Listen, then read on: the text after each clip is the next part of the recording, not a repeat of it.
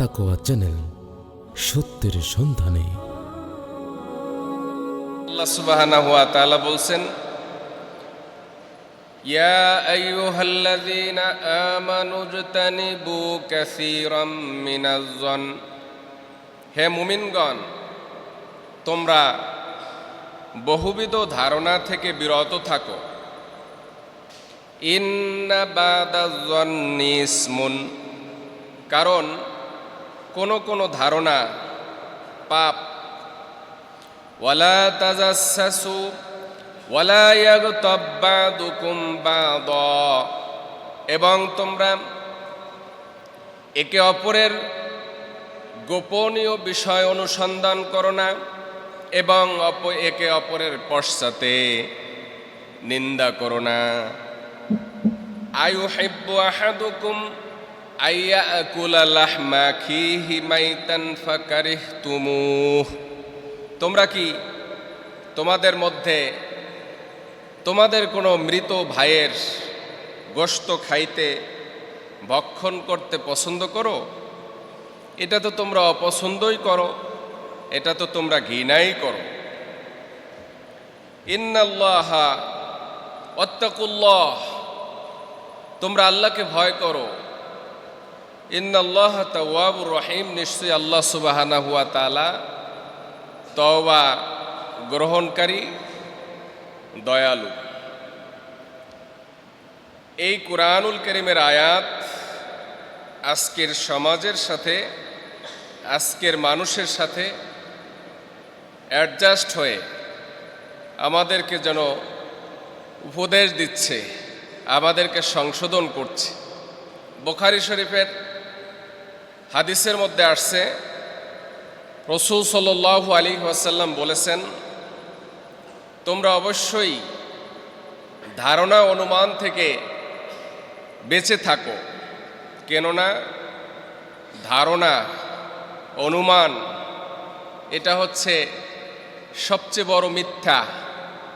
সবচেয়ে বড় মিথ্যা কথাই হচ্ছে অনুমান করা, কথা বলা। সবচেয়ে বড় মিথ্যা কথাই হচ্ছে ধারণা করে কথা বলা। কারো কোনো দোষ খুঁজে বেরিয়েও না, গোয়েন্দাগিরিতে লিপ্ত থেকো না, একে অন্যকে ধোঁকা দিও না, পরস্পর হিংসা করো না এবং একে অন্যের প্রতি বিদ্বেষ ভাব রেখো না।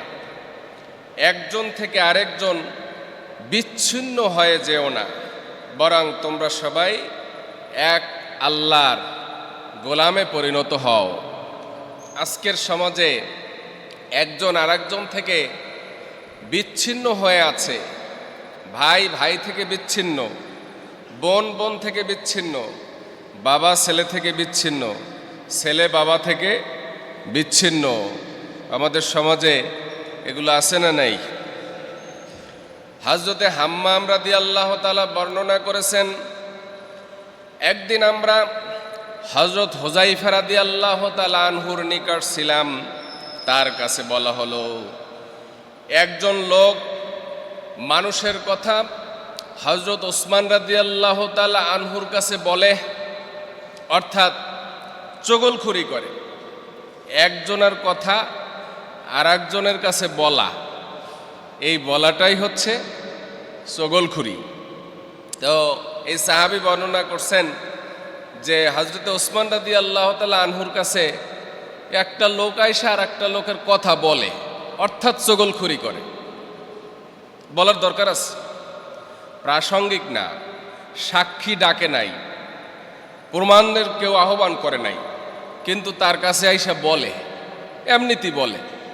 এই এমনিতি যার বলার অভ্যাস, এই বলাটা হচ্ছে চগলখুরি।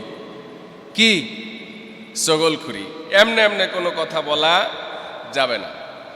হযরতে হুযায়ফা রাদিয়াল্লাহু তাআলা আনহু বলেন, আমি নবী করিম সাল্লাল্লাহু আলাইহি ওয়াসাল্লামকে বলতে শুনেছি, এই যে অভ্যাস এই ব্যক্তি হলো চগলখোর, আর চগলখোর ব্যক্তি কখনো জান্নাতে প্রবেশ করবে না।